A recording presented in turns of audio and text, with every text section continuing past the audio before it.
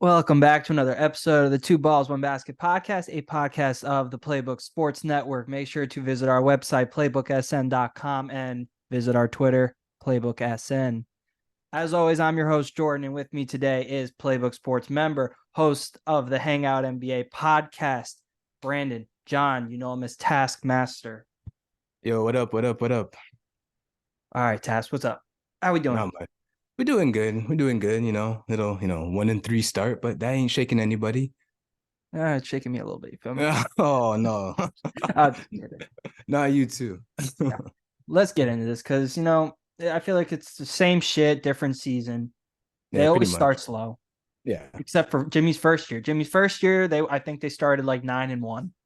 Yeah, but he came out with like a point. He wanted to make a point that, he's that guy that year. So, that was a bit different. We'll get into that because I think Yeah. he's trying to make a point now too. Yeah, yeah. Yeah. But let's get into it. First game of the season, we got the Pistons. We're up like 20 something, and we end up giving up a late run. We win by one. Then we go to Boston. Play good the entire game. Jimmy doesn't play as well. I'm gonna stand on it. The rest fucked us that game. We should have won that game. We go to Minnesota. Jimmy sits out. We never win in Minnesota. Wasn't expecting to win. Yeah, yeah. We go to Milwaukee. Giannis decides to actually grow a pair of nuts, guard Jimmy Butler. He just so happens to not take a shot. I got into an argument with a Bucks fan. Don't care. Fuck that guy. Fuck Taziki. Fuck Greece. I don't care. Not Greece. Not Greece. I like Greece, but fuck Giannis. Are you worried? Like, what do you think is to attribute to the slow start?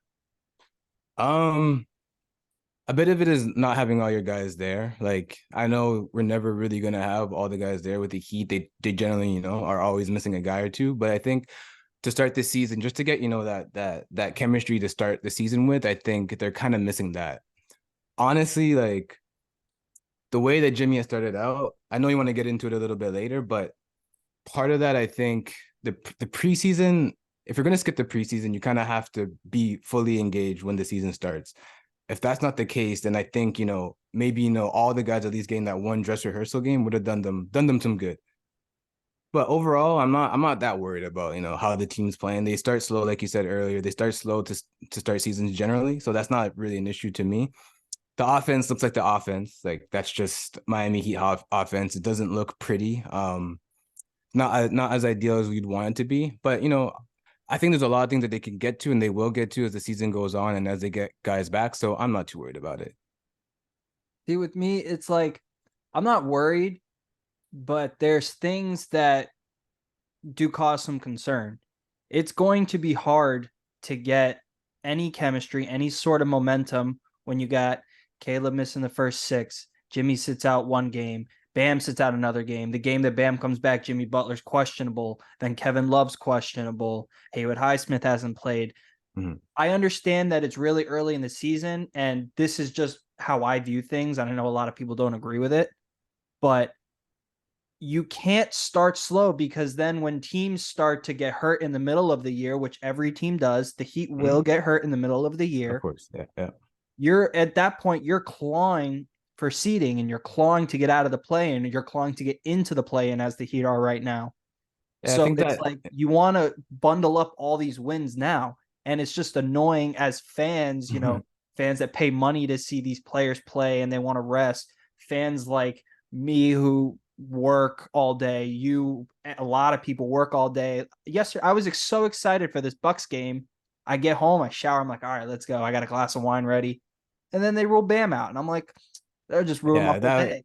is such a buzzkill. Like that stuff for sure is frustrating and not fun to go to as a fan. Someone who's covering the team looks at the team every game, every day, every game, tries to find new angles. But at the end of the day, this is who they are. Like this is kind of like a product of the offseason. Like if they're not gonna go, if they're not gonna go out and make like moves to really push them over the edge like that, then going into the season, I can't as a fan, as someone who watches the team go in with super high expectations. And a lot of those guys didn't expect to be back, to start the season. So for them to kind of, throw this training camp together, they did look good in preseason at times. They look better in preseason than they have in the regular season, which is kind of weird, but it's gonna take them some time because like everyone has to get acclimated to the okay, I am here. I do have a spot here to play. I do have a role to play here.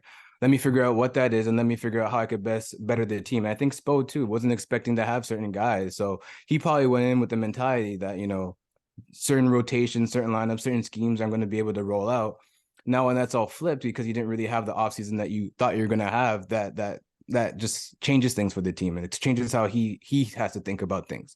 So I think it's going to be a slow start. You're gonna have to hope that when you do have like your home stretches later on in the year that you capitalize on those, because it's a lot of road games right now, a lot of unfavorable matchups. So you just gotta get through this stretch 500, and after that, hopefully things start to look a little bit better when the schedule starts to lighten up and you're not as damaged as you are now. Yeah, once you get to February portion of the season when Jimmy Yeah, Butler starts to give a shit. if hopefully he gets there. That's another thing, like a philosophy I have. I understand, resting your stars for the preseason, you're risking injury. I think everyone should have a full dress rehearsal game. And I think your starter should always play at least a quarter, because then that's Yeah, how yeah, Spoelstra is going to play around with these lineups, because he that forced him to do it during the season. The Heat are always known for having a different starting lineup every day. You yeah. don't think That's like not. at some point we understand how great Spo is, but like, You don't need to put him in these positions all the time. yeah, like our two finals runs were as a 5 seed and as an 8 seed. Yeah, It's ridiculous. yeah, yeah, Kevin, yeah. like I like Kevin Love. I was an advocate for him being back. I don't think he should start. No, no, that's not. I don't think that's the plan that's in place. Like, I don't think they view him as that long term starter. Like, honestly, like we saw a little bit more of Jovic the other night. Like, he finally got to crack a bit of the rotation with guys being out. And something that's interesting with that is if the shooting can stick, because that's to me a question mark still with Jovic. If the shooting can stick, the stuff that he could do with simply just rebounding the ball and going in transition as soon as he gets the ball, having two bigs in a lineup that can do that with Bam and Jovic, if they do play them together, I think that's huge. So I think long-term view of the season, if they can get there, I think Jovic would make more sense in that starting lineup. Like Kevin Love, I don't think, and if they don't get to Jovic, I think someone like Highsmith is someone who Spo traditionally likes to play anyways, right? So I think like the playoff starter, when we're thinking about the long term of the season, I think you're going to end up with someone like Highsmith at that position. And if they want to have someone like Kevin Love, to do more, be more offensive minded, I think Jovic will be that guy. I'm starting to see like flashes of him being that guy later on down the road, as Kevin Love kind of fades out, because this is not Kevin Love is he's an old vet, man. Like he's not built to be holding these type of minutes at this age. It's who he is, and that's Yeah, fine. yeah. That's But exactly. It's totally it's fine. hard Yeah. because now you're starting Tyler and you're starting Kyle. Those Hmm. two, granted, I want to give Tyler Hero his cookies. His defense has improved tremendously this year. I Hmm. mean, Yeah. granted, it's only 4 games, but it looks pretty good. And Royal he's Shepherd is not going to like that. Don't care. Screw you, Royal. Love you though. Um, you can't have those two who are supposed to be defensive liabilities, and then you have another defensive liability in Kevin Love. And yeah, then no. in the second sense is maybe you put him on the bench and then you have him come in and play with, because I think Bam rests first. You have Jimmy, you have Josh Richardson, you Mhm. have Caleb, you have Kevin Love, you have Thomas Bryant. Those are people that can hide Kevin Love defensively. Yeah, yeah. And also they could benefit from him offensively more so too, with the way that he'll move the Yeah. ball and create, more shooting options. Like I think long-term view, we need to get there with Kevin Love. We shouldn't be relying on him to be starting games for us at this point.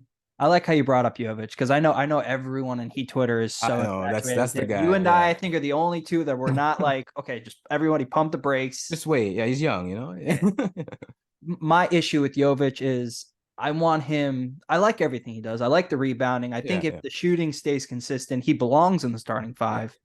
I think this clamoring for him to be the starting point guard, it's ridiculous. It Oh needs no, you to don't need end. that. Yeah, yeah. Do I think he can do it? Yes. Will Spolstra ever make him do it? Literally not a chance in hell. No, no, no. At most, what you'll see with him is similar stuff that you see with Bam. Like Yeah. he can get the ball, he can go in transition, he can initiate offense that way. He can find ways that way, and his game is kind of tailored for that. So that's okay. But he doesn't need to be like we need a point guard. Like we don't need to make guys like that be the point guard. You know what I mean? Like you need to actually go out, and that's a different issue. But like you need to actually go out and get a point guard for things to kind of sit in place. But Jovic, the way he's looking, yeah, like you don't want him to be a point guard, but you do want him to be Ball in handler. that a ball handler and a playmaker of sorts. Yeah, we do need a point guard. I know this 75 point guard that wanted to come to Miami. Oh, I haven't heard of him. I haven't heard. All right, so let's get into Jimmy Butler. You know me. You know I love Jimmy Butler. Big Jimmy Butler fan. Yeah, that's your guy. Dude's playing like dog shit. He is. And I have a philosophy. I know this whole thing was circulating about his friend like supposedly taking a jab at ownership. I think Jimmy Butler finally is speaking up. This is how he speaks up. He throws little tantrums that aren't Mhm. like James Harden tantrums, Yeah, yeah. but he makes his presence felt. Little fires here and there. Yeah. I think I don't want to say he's not trying because I don't think that's in his blood, in his Mhm. DNA. He's always going to try. I think he's just struggling, which is fine. He's entitled to struggle. Mhm. The guy just scored 56 a couple months ago. He can do Yeah, whatever the hell he wants in my yeah, eyes. yeah, yeah. But I think instead of requesting a trade like all he Twitter thinks he's gonna do, I think he more so kind of has these little fits where he doesn't say much, but it's like his play, his demeanor shows like Mickey, Pat, Andy, come on, like I need something. Yeah, give me something. Give me something. Throw me a bone at least. If you're not gonna get the guy, throw me something. Just a Yeah. little something. See, and I'm not asking for a 28, 29, 30 point per game No. score. If you give me another 20 point per game score that can also stay in front of a man, because I know 20-point game scorers that can defend are really hard to come by. Just someone Mm-hmm. that can stay in front of his man. Mm-hmm. And I'm not Yeah, necessarily saying Trey yeah, Tyler.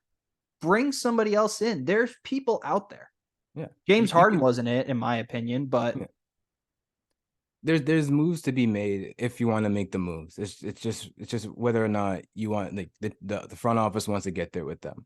Front office seems to bank on Spo a bit and be like, okay, we know if we put guys who fit a certain bill, that Spo will be able to do something with that, and make magic out of nothing. But it comes a point in time where you don't want to put that on Spo, and you don't want to put that on Jimmy. And honestly, I could kind of see it the way that you're seeing it with Jimmy. Like, I could see that yeah, not so much, as aggressively as James Harden, like putting it out there, like, I want to trade, rah rah rah. But just like, yeah.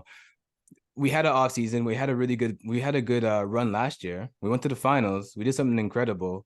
Give us something. Like, give me and Bam something. I don't know if he really puts Herro in there, but give me and Bam something to work with, and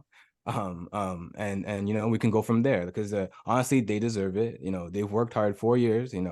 They had that one blip that one year, but it was a shortened off season. You can't really put much to that. So those guys deserve a better roster around them. And I think he's kind of signaling, like, do something for me, or things can get a little louder. That's how Jimmy operates. Like he's Yeah, yeah, great. Look at Minnesota when he demanded a trade. He didn't just come out and say like, "I demand a trade." He went to practice and made a scene. yeah, That's the kind of weird yeah, shit yeah, Jimmy does. yeah. That's what he'll do.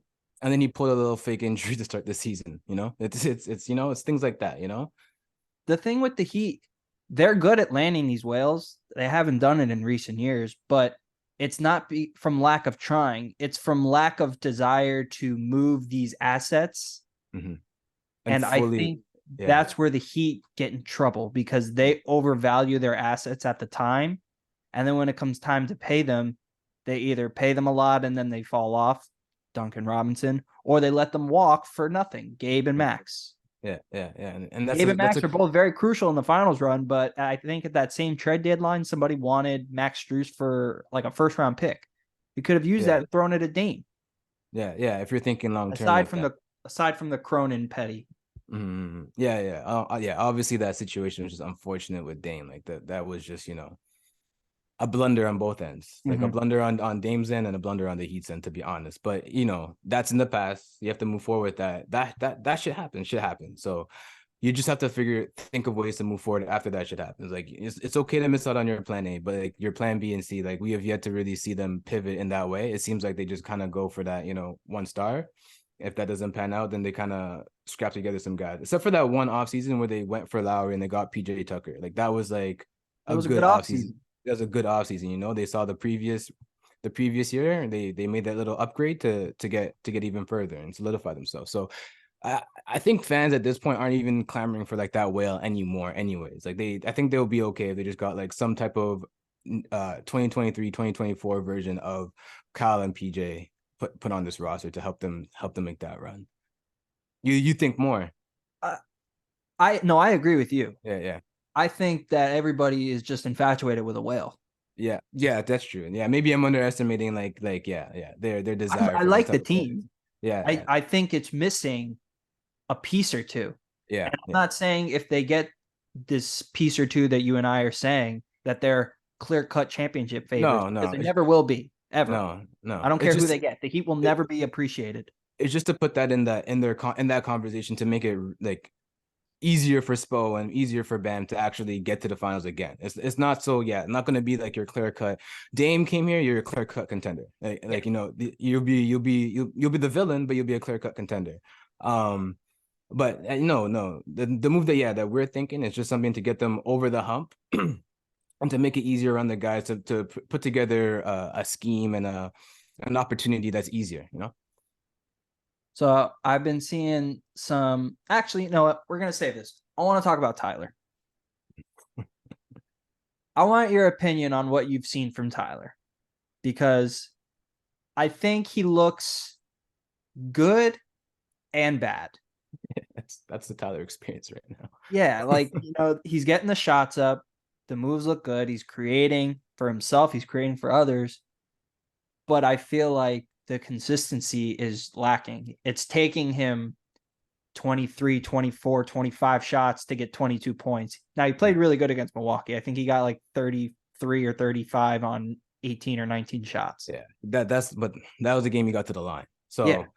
So, um, the thing with Tyler with me, I like the. I'll start with this. Like, I do like how he's been way more focused on the defensive end. Like, even in that Bucks game when they were down a lot, it didn't really look like they're going to make that push to come back. Tyler was one of the only ones there, kind of like hustling and staying in front of guys and stuff like that. So I think on that end, he's actually made a bit of an improvement that we just haven't really been acknowledging as a fan Mhm. base. But on the offensive end, yeah, like it's looked bad at times, especially like handling double teams and handling blitzes and stuff like that. That doesn't seem to have changed much. Maybe that was just because he didn't expect it to happen so early in the season. We'll see like how that develops over the course of the season. But with his efficiency, certain games, sorry, my mouth just popped in. With the efficiency though, certain games, you want to see it. You want to see the shot diet change a little bit. You want to see him attack the basket a little more. I think in that Bucks game, he got to a point where he got comfortable with the floater, which the Bucks kind of allow you to take, but that's something that Tyler likes to take. So it's a good match there. And once he got comfortable in that area there, they start to overplay him, and he's able to sell that for more fouls. I think going into the season, he wanted to be at the foul line more. We haven't seen much of that yet outside of that Bucks game. So I think continuing down the road, that's something that I really kind of need to see from him is making that effort to once he gets the pick, comes around the screen, he kind of hesitates sometimes and doesn't really know what he wants to do. I think last year he had a stretch where he would play make good out of that area, but this year we haven't really seen it yet either. So I think he's still in his mind trying to figure out a way to mesh all those things together. He put a lot of work in the offseason. And I think he's so eager to kind of show it that he's doing too much at times. I think as the season goes on, as those jitters kind of fade out, we'll see more consistent, efficient play from him. I mean, I have no problem with Tyler coming off a screen and pulling it.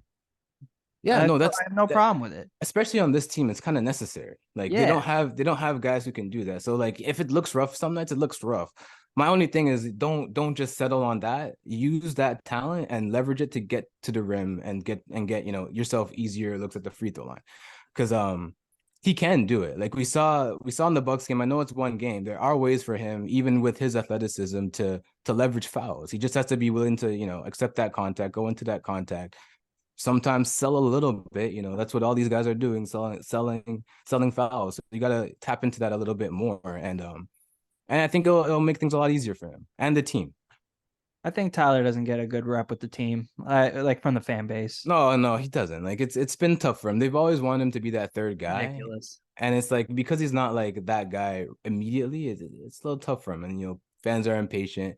he's gotten injured on an unfortunate and in unfortunate times. So that's just the way it goes. But it's not gonna really stop me from liking watching him play. To Everybody be wants to honest, rip his defense. We act like he's not yeah, trying. Like the yeah, dude yeah, tries his heart out. yeah. He He plays broke hard, his man. He hand just diving for a ball. Did yeah, he yeah. have to die for the ball? Of course No, not, but he did no, it. but he did it. And that's honestly like that's the things I like about Tyler. Like he'll take those big shots. He doesn't care. He'll play his heart out. Like even if it's not the smartest thing to do. Sometimes sometimes he throws some turnovers that I don't necessarily love, but he's trying to do the right thing at all times. He wants to win. He wants to be here. So Mhm. I have nothing but respect for him and for the way that he tries to bring his game to the team. Now, just tidy it up and maybe don't care about the fan base. The fan base is going to be the fan base. They'll always find someone to rip on. So honestly, I don't pay them any It mind. could be worse. He could be Gabe Vincent getting the Lakers fan base. Exactly. Like it's soft and soft here compared to Yeah. that. All right.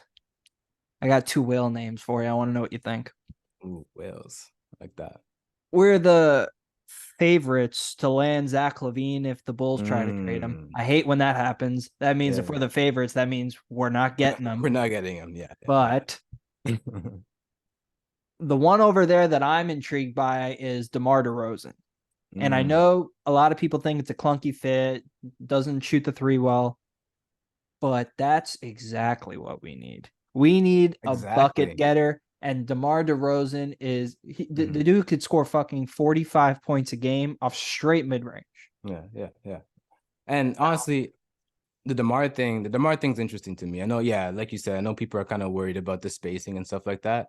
My issue really wouldn't be on offense. I think they would find a way to score with him in offense, and especially in the half court. Like he's good in the half court. And when he went to the Spurs, he developed his playmaking a little bit better. So Mm-hmm. you can have him on ball and you can still play make for other guys. So offensively, I don't see an issue there at all. My only thing is on the defensive end, like how they would use him there is kind of it would be a bit of a trick for Spoelstra, I think.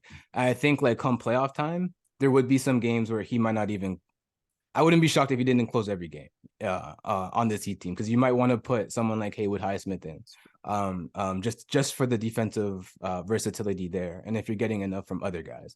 But for what we need offensively, I think DeMar's a fine fit. Like I don't have much issue with the spacing. Like I think they could work around that. There, you still have to pay attention to him, and he could play make on ball. So I'm not too worried about him on that end.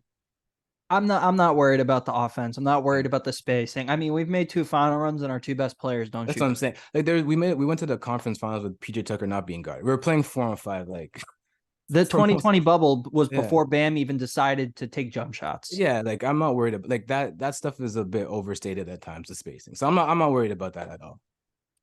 So now Zach LaVine. Zach LaVine is kind of the same thing, but I think you swap the mid range with the 3-pointer. I think Zach LaVine's a better 3-point shooter than a mid range shooter. And I didn't really have this discussion, but I mentioned it and I just didn't want to get into it because I don't like going back and forth on Twitter. Someone said he can't think of one thing that Tyler Herro does better than Zach LaVine. I think they're a pretty similar type of player. Zach LaVine is better right now, Mm-hmm.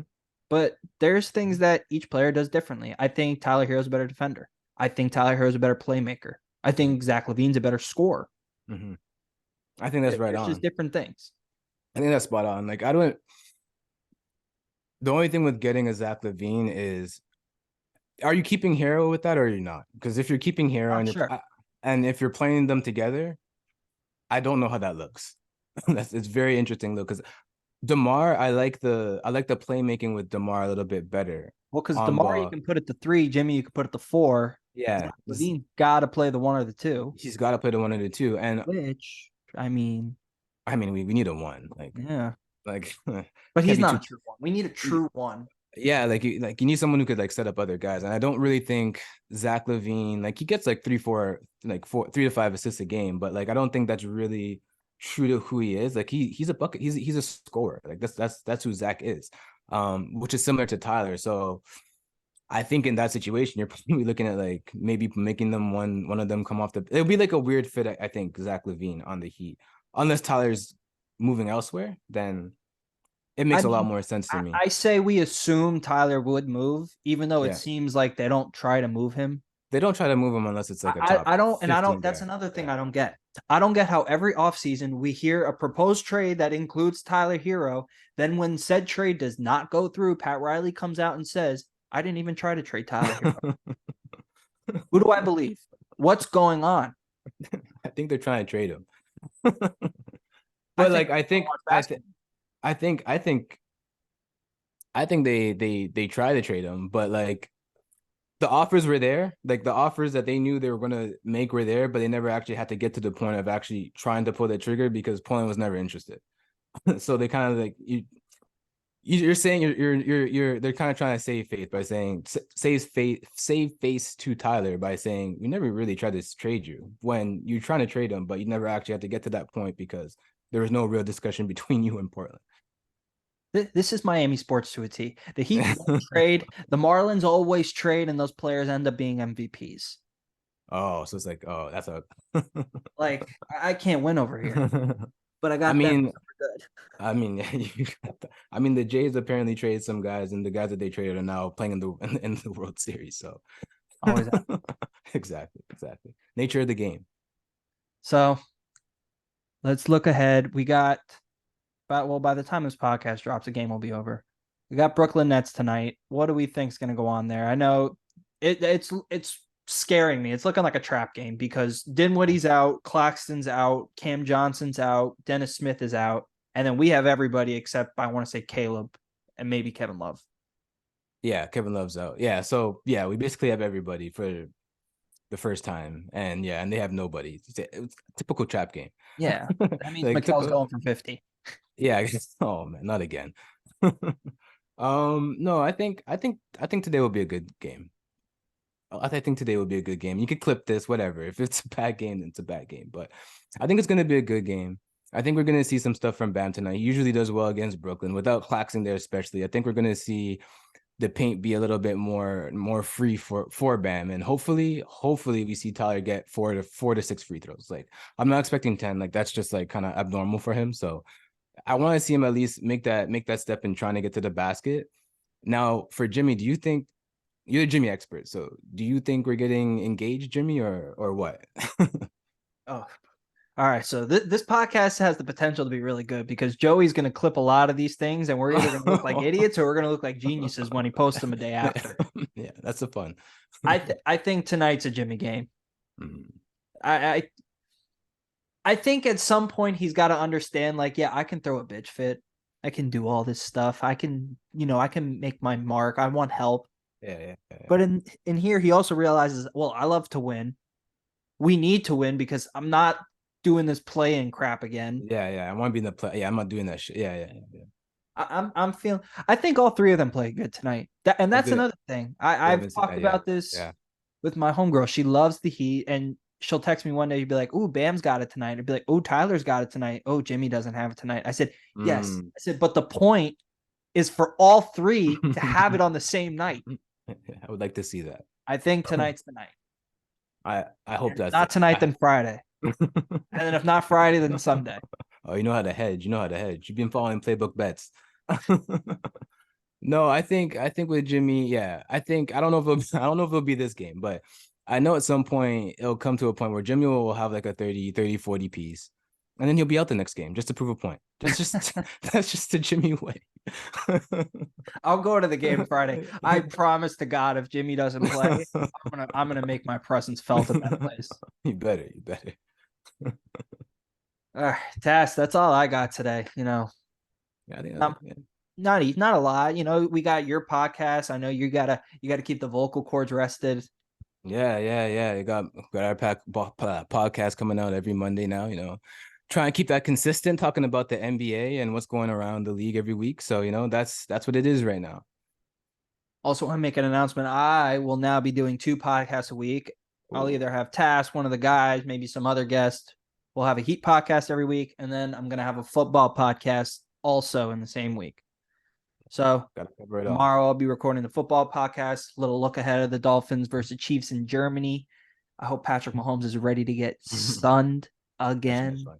That should be fun. That should be fun. All right. Make sure you check out the NBA Hangout every week. Post it Mhm, on the main account. mhm. Great listen. You and your boy Dave kill it. You guys are naturals. Thank you, thank you. Yeah, we're trying every week. We're gonna get a little more smoother with the transitions, but we're getting there. We're getting there. You can follow at the NBA Hangout on Twitter if you want to follow the podcast. Might start posting some other stuff there. We'll see. We'll see. But yeah, and you can follow me at BJAY93 underscore at Twitter. And yeah, some Heat videos there. Oh, you mean Uh, X? Whatever it is these days. Whatever that man wants to call his platform. All right. Tass, let's go Heat. Jimmy Butler tonight. I'm calling 24 for Jimmy, 25 for Tyler, 22 for Bam. All right, I think we got 30 from Herro and a double from Bam. I think we're gonna get a nice 22 and 11 game from Bam. And honestly, Jimmy, I'll just leave that to you now. I don't All know right. that guy. All right. All right, Tass. Peace. Peace.